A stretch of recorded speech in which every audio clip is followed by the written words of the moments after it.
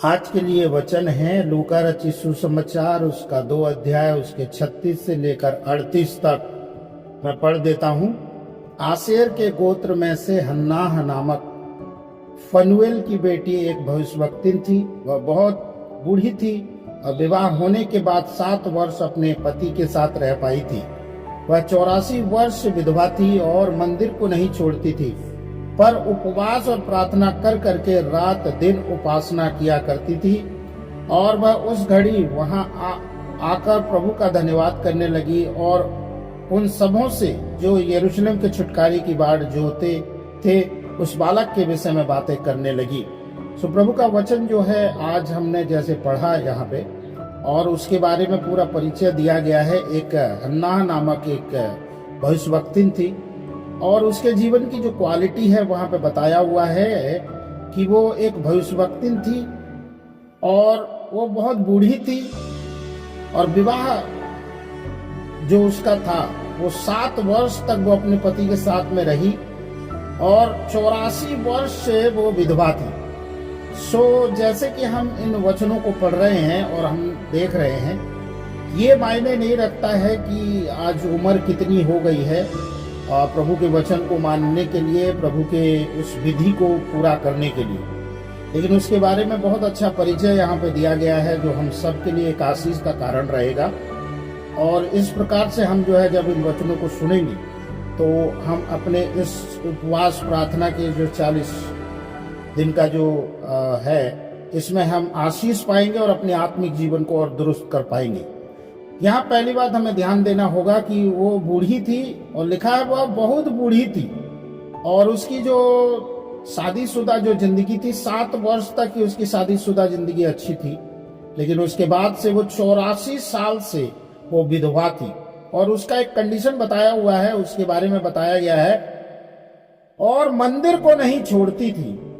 तो उसका एक खासियत था जो उसके बारे में बताया हुआ है, मंदिर को, प्रभु के आराधनालय स्थल को नहीं छोड़ती थी। और लिखा है कि वह उपवास और प्रार्थना कर करके रात दिन उपासना किया करती थी। ये इसकी क्वालिटी थी। तो इस उपवास और प्रार्थना के इस दौरान में हम सबको एक सबक लेना है कि हमें प्रभु की उपस्थिति को नहीं छोड़ना है। आज फिजिकली मंदिर हमारे पास नहीं है, लेकिन जहां भी आराधना होती है, प्रभु के लोग इकट्ठे होकर जिस भी स्थान में, चाहे वो पेड़ के नीचे हो, चाहे वो भवन हो, चाहे झोपड़ी हो, चाहे खुले मैदान में हो, आसमान के नीचे हो, लेकिन हमें जो है परमेश्वर की उपस्थिति को नहीं छोड़ना है। लिखा है वो मंदिर को नहीं छोड़ती थी और वो कह रहे हैं कि उपवास और प्रार्थना कर करके रात दिन उपासना किया करती थी। उपवास और प्रार्थना कर करके, इसका मतलब वो एक बार नहीं, 40 दिन नहीं, या और विशेष अवसर पे नहीं, लेकिन वो उसका एक रीति था। और वो उपवास जो है और प्रार्थना जो है कर कर के परमेश्वर की उपासना किया करती थी। आज हमें ये एक बार फिर से हमको सबक दे रहा है ये वचन, हमें उपवास और प्रार्थना कर कर के अपने परमेश्वर की इबादत करनी है और हमें मंदिर को नहीं छोड़ना है, प्रभु की उपस्थिति को हमें नहीं छोड़ना है, हार नहीं मानना है, और हमें अपने परमेश्वर से प्रार्थना करना है उपवास करके।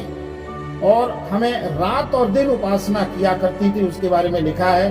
और सोच के देखें कि उसका आत्मिक जीवन कितना उन्नत नहीं था। उसका आत्मिक जीवन के पीछे वो बहुत ही सतर्क थी और वो भूल नहीं गई। अपने आत्मिक जीवन को वो दुरुस्त करने के लिए वो ये सब चीजें करती थी और उसकी क्वालिटी यही थी कि वो प्रभु की उपस्थिति को नहीं छोड़ती थी।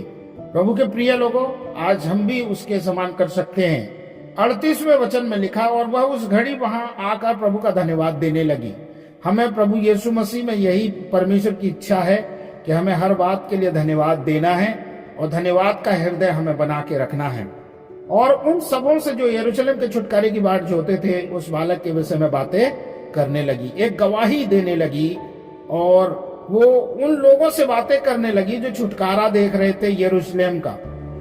बड़ी ताड़ना और मुश्किलों से वो जा रहे थे, उनसे आकर वो बात करने लगी और उस बालक के विषय में बातें करने लगी। आज हम यीशु के विषय में बातें करते हैं कि नहीं करते हैं, ये हमें बहुत जरूरी है। तो इन उपवास और प्रार्थना के समय में हमें प्रभु के बारे में बातें करना है और परमेश्वर के विषय में हमें ध्यान लगाना है।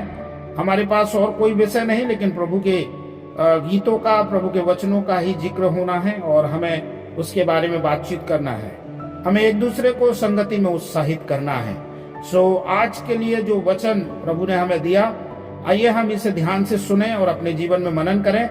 हन्नाह की जो जीवन में हमने सीखा कि वो उपवास प्रार्थना कर करके परमेश्वर की उपासना किया करती थी।